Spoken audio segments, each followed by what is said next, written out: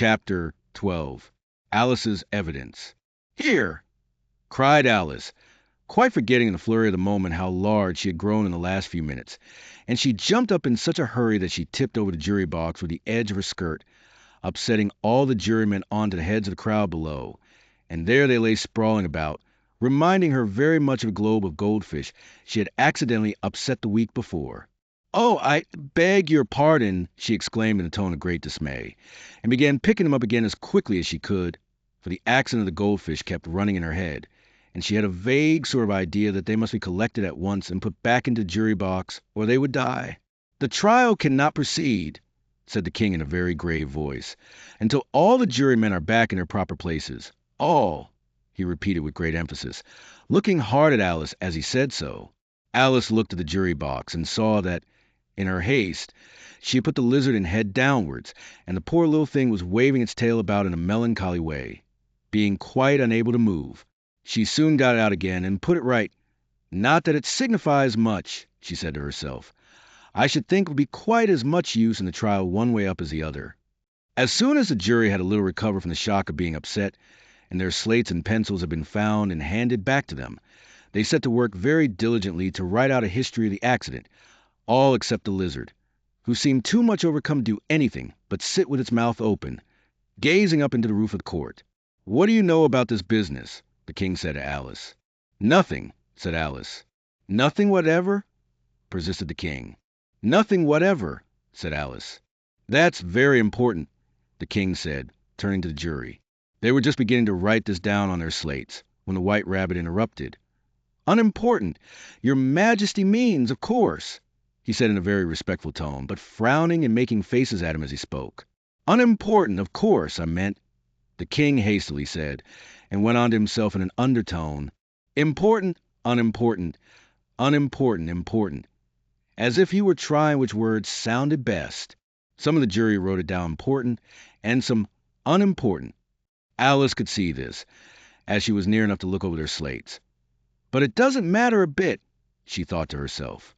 At this moment the king, who had been for some time busily writing in his notebook, cackled out "Silence," and read out from his book, Rule 42. All persons more than a mile high to leave the court.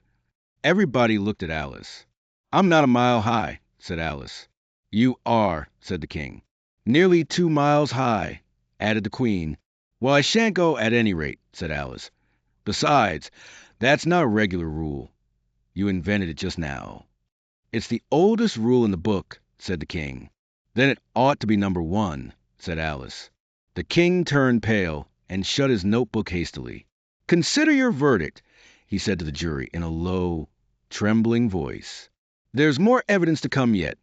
"Please, your majesty," said the White Rabbit, jumping up in a great hurry, "this paper has just been picked up." "What's in it?" said the queen. "I haven't opened it yet," said the White Rabbit, "but it seems to be a letter written by the prisoner to somebody." "It must have been that," said the king, "unless it was written to nobody, which isn't usual, you know."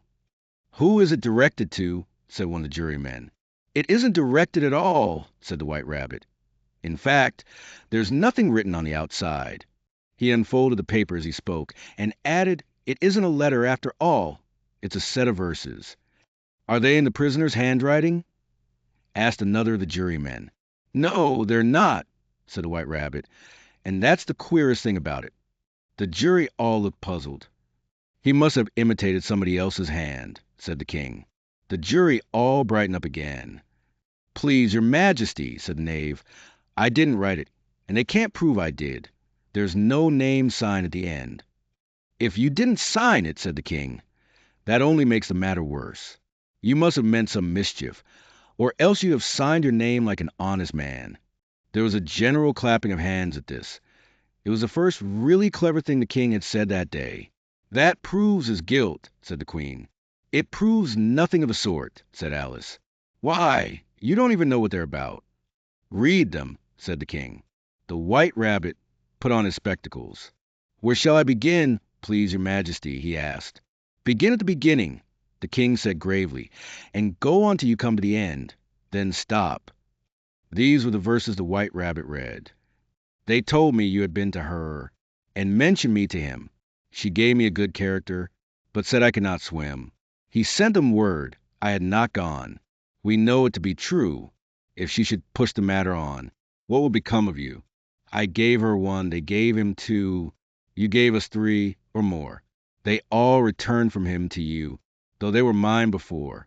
If I, or she should chance to be, involved in this affair, he trusts to you to set them free, exactly as we were. My notion was that you had been, before she had this fit, an obstacle that came between him and ourselves, and it don't let him know she liked him best, for this must ever be a secret kept from all the rest, between yourself and me. That's the most important piece of evidence we've heard yet, said the king, rubbing his hands. So now let the jury. If any one of them can explain it, said Alice. She had grown so large in the last few minutes that she wasn't a bit afraid of interrupting him. I'll give him 6pence. I don't believe there's an atom of meaning in it. The jury all wrote down on their slates. She doesn't believe there's an atom of meaning in it. But none of them attempted to explain the paper. If there's no meaning in it, said the king, that saves a world of trouble, you know, as we needn't try to find any. And yet I don't know, he went on, spreading out the verses on his knee and looking at them with one eye. I seem to see some meaning in them, after all. So I cannot swim. You can't swim, can you? He added, turning to the knave. The knave shook his head sadly. Do I look like it? He said, which he certainly did not, being made entirely of cardboard. All right so far, said the king, and he went on muttering over the verses to himself. We know it to be true. That's the jury, of course. I gave her 1, they gave him 2. Why, that must be what he did with the tarts, you know. But it goes on, they all returned from him to you, said Alice. Why, there they are, said the king triumphantly, pointing to the tarts on the table. Nothing could be clearer than that. Then again, before she had this fit, you never had fits, my dear, I think, he said to the queen. Never, said the queen furiously, throwing an inkstand at the lizard as she spoke. The unfortunate little Bill had left off writing on his slate with 1 finger, as he found it made no mark. But he now hastily began again, using the ink that was trickling down his face, as long as it lasted.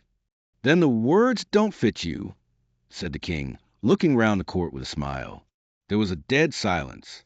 It's a pun, the king added in an offended tone, and everybody laughed. Let the jury consider their verdict, the king said, for about the 20th time that day. No, no, said the queen. Sentence first, verdict afterwards. Stuff and nonsense, said Alice loudly. The idea of having the sentence first. Hold your tongue, said the queen, turning purple.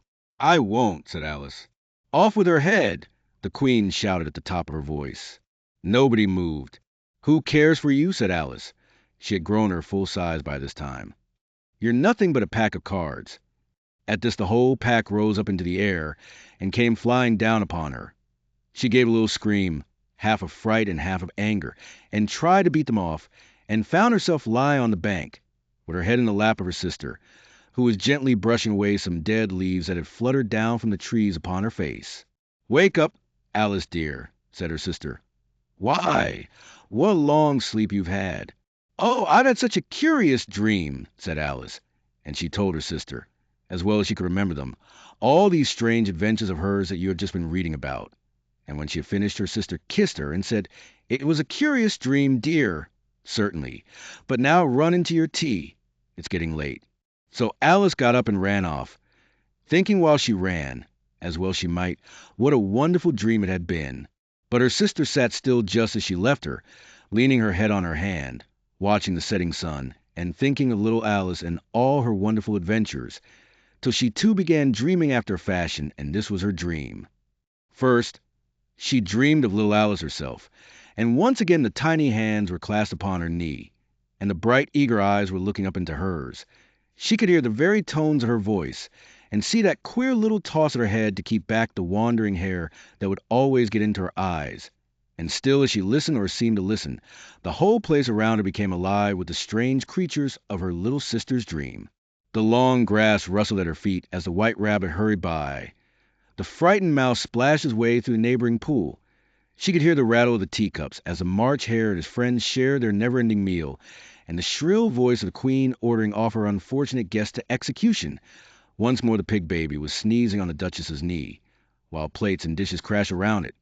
Once more the shriek of the griffin, the squeaking of the lizard's slate, pencil, and the choking of the suppressed guinea pigs filled the air, mixed up with the distant sobs of the miserable mock turtle. So she sat on with closed eyes and half believed herself in Wonderland, though she knew she would be able to open them again, and all would change to dull reality. The grass would be only rustling in the wind, and the pool rippling to the waving of the reeds. The rattling teacups would change to tinkling sheep bells, and the queen's shrill cries to the voice of the shepherd boy, and the sneeze of the baby, the shriek of the griffin, and all the other queer noises would change, she knew, to the confused clamor of the busy farmyard, while the lowing of the cattle in the distance would take the place of the mock turtle's heavy sobs. Lastly, she pictured to herself how the same little sister of hers would, in the aftertime, be herself a grown woman, and how she would keep, through all her riper years, the simple and loving heart of her childhood, and how she would gather about her other little children and make their eyes bright and eager with many a strange tale, perhaps even with a dream of Wonderland of long ago, and how she would feel with all their simple sorrows, and find a pleasure in all their simple joys, remembering her own child life and the happy summer days.